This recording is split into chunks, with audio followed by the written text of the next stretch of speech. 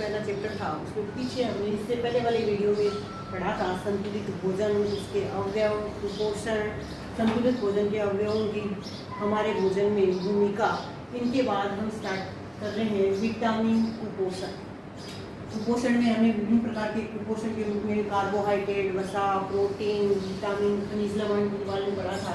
तो आज के लिए हमारा सबसे पहला टॉपिक है विटामिन कुपोषण। विटामिन होते हैं वो हमारे शरीर में या भोजन में सूक्ष्म मात्रा में उपलब्ध होते हैं, बहुत कम मात्रा में होते हैं, लेकिन इनकी भूमिका बहुत महत्वपूर्ण होती है हमारे शरीर में। विटामिन की कमी से विभिन्न प्रकार के रोग हो जाते हैं। तो सबसे पहले हम आज पढ़ेंगे विटामिन कितने प्रकार के हैं, विटामिन से कौन कौन से रोग होते हैं, उन रोगों के लक्षण क्या हैं और उन विटामिन की कमी को दूर करने के लिए हमें संतुलित आहार में कौन कौन से पोषक तत्व लेने आवश्यक होते हैं। तो सबसे पहले हम इस टेबल की तरफ चलते हैं जिसमें सबसे पहले टॉपिक क्या है विटामिन, फिर है विटामिन की कमी से होने वाले रोग और फिर दे रखा है लक्षण। तो सबसे पहले हमारा विटामिन आता है विटामिन ए। विटामिन ए का दूसरा नाम होता है रेटिनोल। रेटिनोल, अब देखो हम नॉर्मल जानते हैं विटामिन ए, बी, सी ये सब 2-3 क्लासेस यानी 7, 8, 9 तक पढ़ते हैं। सबको पता होता है विटामिन ए की कमी से होने वाला रोग रतौंधी है। इसका लक्षण क्या है, रात्रि के समय हमें कम दिखाई देता है। ऐसे सवाल तब नहीं होते 10वीं में। 10वीं में क्वेश्चन पूछा जाता है कि विटामिन ए का दूसरा नाम क्या होता है। तो विटामिन ए का दूसरा नाम होता है रेटिनोल। तो विटामिन ए को रेटिनोल बोलते हैं। इसकी कमी से होने वाले रोग को बोला जाता है रतौंधी। और इस रोग के लक्षण होते हैं हमें रात्रि के समय या ज्यादा प्रकाश में कम दिखाई देता है।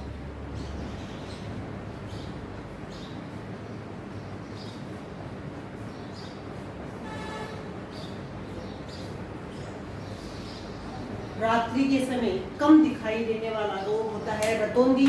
ये किसकी कमी से होता है, विटामिन ए की कमी से। इसका दूसरा नाम क्या है, रेटिनोल। अब हम पढ़ रहे हैं विटामिन बी। तो देखो विटामिन बी नॉर्मल सुना है, विटामिन बी की कमी से बेरी बेरी रोग होता है, लेकिन विटामिन बी के भी अलग अलग प्रकार हैं। हमारे 10th तक तो B1, B2, B3 तक दे रखा है, लेकिन ये B12 तक भी माना जाता है। लेकिन सबसे पहले जो विटामिन B1 पढ़ रहे हैं इसका दूसरा नाम होता है थायमिन। और हमें यही याद करने 10वीं के लिए ये इंपॉर्टेंट है, इसका दूसरा नाम क्या होता है, क्योंकि ये विटामिन तो बहुत सालों से चले आ रहे हैं, सबको पता है इसकी कमी से ये रोग होता है, इसके ये लक्षण होते हैं। लेकिन हमें अब अलग क्या पढ़ना है कि विटामिन B1 का दूसरा नाम क्या है, थायमिन। इसकी कमी से कौन सा रोग होता है, बेरीबेरी। अब इसके लक्षण क्या होते हैं, इसमें क्या होता है कि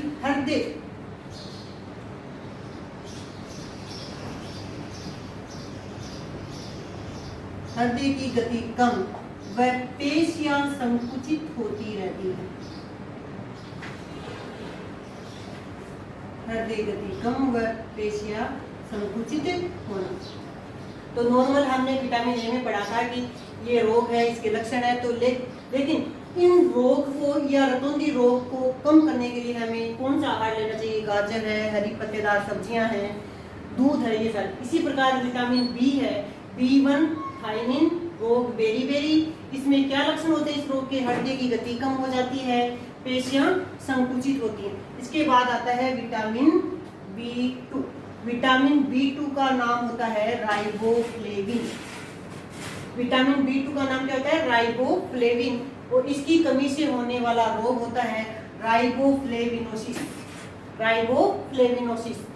अब इसकी कमी से ये रोग हुआ तो इस रोग के लक्षण क्या होते हैं, इसमें मुख व होठ के किनारे फटने लगते हैं।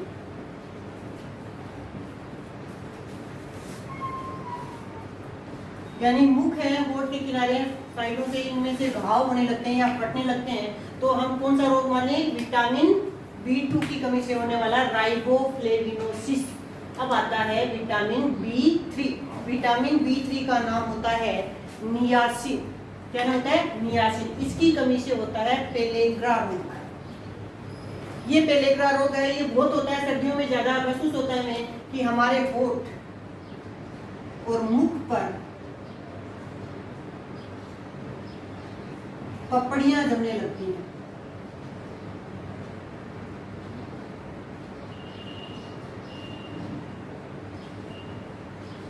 होठ व मुख पर पपड़ियां जमने लगती हैं।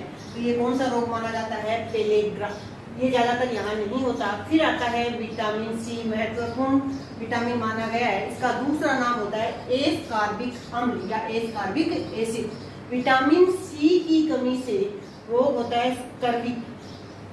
विटामिन सी की कमी से क्या कौन सा रोग होता है? स्कर्वी। इसमें क्या होते हैं? शरीर पे धब्बे बनने स्टार्ट हो जाते हैं।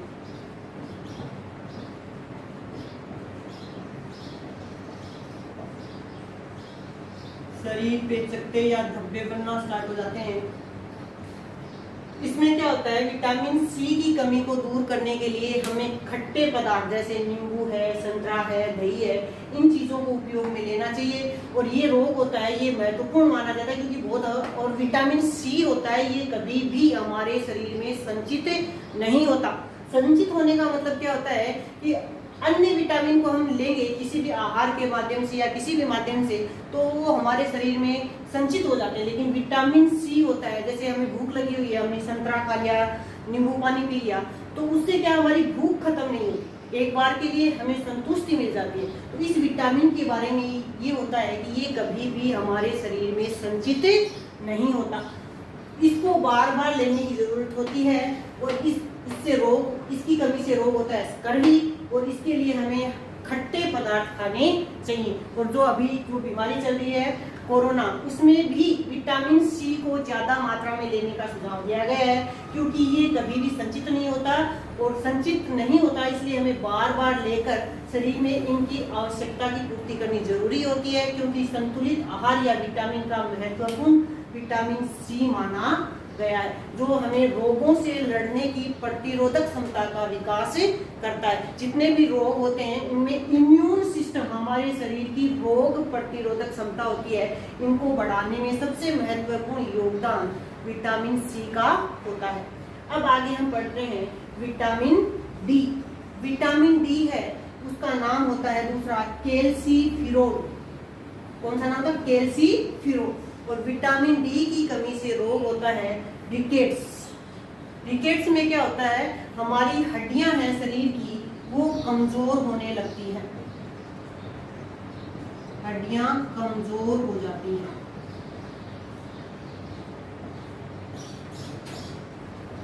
जिससे हमारे पैरों में दर्द, विभिन्न प्रकार की जो हड्डियों के बीच में स्पेस है वो आ जाता है, दूरी हो जाती है और विभिन्न प्रकार के रोग होते हैं। इस रोग में क्या होता है कि हमें दूध है, विटामिन है, अंडे हैं, मांस है, मछली है, हरी पत्तेदार सब्जियां हैं, इनका ज्यादा मात्रा में सेवन करना चाहिए। और ज्यादा से ज्यादा मात्रा में दूध का सेवन करना चाहिए क्योंकि दूध है वो हड्डियों को मजबूत करने का कार्य करता है। फिर हम पढ़ रहे हैं आगे विटामिन ई। विटामिन ई है, जैसे 10वीं में तो ये नहीं दे रखे हैं विटामिन ए, ई और के, लेकिन पूछा कुछ भी जा सकता है क्योंकि बोर्ड क्लास है। बोर्ड क्लास में आपको विटामिन डी तक दे रखा है। विटामिन ई व के 9th में है, तो 9th का पूर्व ज्ञान तो हमें होना चाहिए। तो इसके लिए वापस विटामिन ई पढ़ रहे हैं। विटामिन ई का दूसरा नाम है टोकोफेरोल।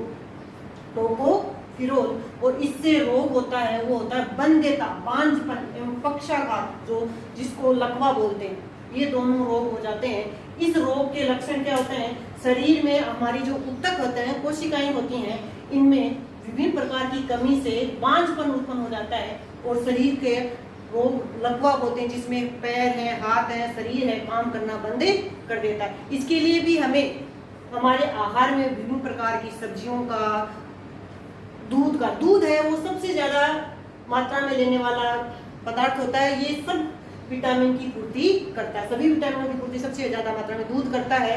इसमें वही है उपकला ऊतक है, इनकी कमी से शरीर में बांझपन उत्पन्न हो जाती है और पक्षाघात यानी शरीर में लकवा रोग बोला जाता है, जिसमें शरीर के अंग कार्य करने बंद कर देते हैं। अब आगे आता है विटामिन के। महत्वपूर्ण माना गया है, कभी भी चोट लगती है और शरीर में अविरल लगातार ब्लड बहता है, खून बहता है, तो ये रोग है विटामिन के की कमी। ये हमारे शरीर की कमी होती है, ये नहीं होता है कि किसी के चोट लगने पे ज्यादा ब्लड बह रहा है किसी के कम हो रहा है, तो ये एक प्रकार की शरीर की हमारी कमी है। तो हम पढ़ रहे हैं विटामिन के, फाइलोक्विनोन इसका दूसरा नाम होता है। इसकी कमी से रोग होता है हेमरेज, नाम पढ़ा ने, ब्रेन हेमरेज। तो ये सबसे महत्वपूर्ण विटामिन माना गया है। इस रोग का लक्षण क्या होता है?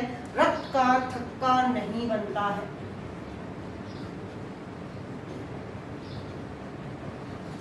रक्त का थक्का नहीं बनना, वह रक्त का अविरल बहना, अविरल यानी लगातार।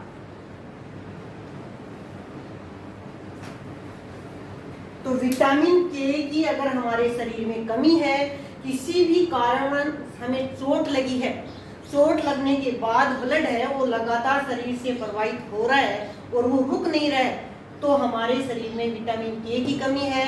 ब्लड क्लॉट नहीं बन रहा है, अर्थात ब्लड क्लॉट का मतलब होता है चोट लगने पे ब्लड लगातार बह रहता है, उसकी जगह थोड़ा ऊपर पदार्थ सा जम जाता है, जिसके कारण ये ब्लड है वो बहना रुक जाता है। तो जिसके भी ये ब्लड बहना रुकता नहीं, अर्थात क्लॉट नहीं बनता, उसका मतलब है विटामिन के की कमी। तो ये देखो vitamin A, B, C, D, E, K, ये सारे विटामिन है। बी में हमें 3 ही प्रकार पढ़ने हैं, B1, B2, B3।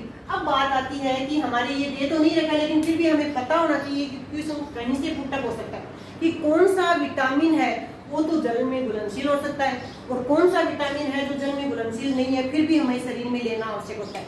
तो हमें याद रखना है विटामिन बी व सी जल में घुलनशील विटामिन होते हैं,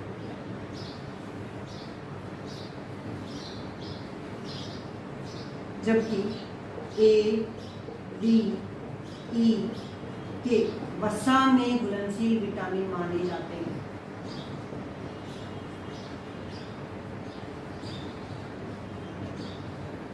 ये बहुत जरूरी, बहुत अच्छा क्वेश्चन है और पूछ भी लिया जाता है कि कौन से विटामिन है जो जल में घुलनशील है। अब हमें दिमाग में सीधा सोचने की बात है कि विटामिन सी है, जैसे नींबू पानी बना रहे हैं, संतरे का जूस पी रहे हैं, इसको अगर पानी में घोलें तो आसानी से घुल जाता है। तो इसका मतलब ये विटामिन बी व सी है वो जल में घुलनशील विटामिन माने जाते हैं, जबकि ई, ए, डी, ई, के ये कौन से विटामिन होते हैं जो वसा में घुलनशील होते हैं, फैट में, यानी किसी भी माध्यम से, पनीर है, दूध है, मक्खन है, इनके माध्यम से इनमें घोला जाता है और शरीर में संचित हो जाते हैं। तो देखो इनमें इंपॉर्टेंट क्वेश्चन कौन से बने कि शरीर में संचित नहीं होने वाला विटामिन कौन सा है, तो विटामिन सी।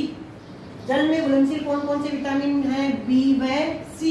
वसा में कौन कौन से हैं, ए, डी, ई और के। और क्वेश्चन ऐसे नहीं आता कि विटामिन के क्या है, इसकी कमी से होने वाले रोग का नाम, कहीं से भी कैसे भी घुमा सकता है। रक्त का थक्का नहीं बनना कौन से विटामिन की कमी को प्रदर्शित करता है, तो विटामिन के। इसके रोग का नाम क्या है, हेमरेज। तो ये टेबल तरीके से हमें इसी प्रकार याद करनी है, इसके लक्षण, इनकी कमी से होने वाले रोग और विटामिन के प्रकार। इसमें बनने वाले सारे क्वेश्चन मैंने बता दिए हैं, बाकी आपको इसके PDF फाइल के द्वारा भेज दिया जाएगा जिससे आपको आसानी से समझ में आ सके। ये हमने पढ़े विटामिन कुपोषण। तो विटामिन कुपोषण में हमने पढ़ा ये सूक्ष्म मात्रा में उपलब्ध होते हैं। हम जो संतुलित आहार लेते हैं, खाना लेते हैं, भोजन लेते हैं, इनमें कम मात्रा में होते हैं, लेकिन महत्वपूर्ण भूमिका होती है, जरूरी होते हैं, क्योंकि अगर ये विटामिन हमने शरीर में अपने आहार में नहीं लिए तो ये इस प्रकार के रोग हो जाते हैं और ये शरीर को नुकसान पहुंचाते हैं। अब हम पढ़ रहे हैं खनिज कुपोषण। खनिज कुपोषण हमने पहले पिछले वीडियो में पढ़ा था, खनिज की कमी से क्या होता है और खनिज हमारे शरीर में क्यों महत्वपूर्ण है। हमने पढ़ा था शरीर का निर्माण और ऊर्जा प्रदान करने का कार्य कौन कर रहा था, खनिज। तो खनिज है, खनिज कुपोषण का मतलब हुआ कि ऐसा आहार जिनमें खनिज तत्वों की उपलब्धता नहीं हो या कम मात्रा में हो, तो ऐसा कुपोषण क्या कहलाता है, खनिज कुपोषण। और खनिज के रूप में हम लेते हैं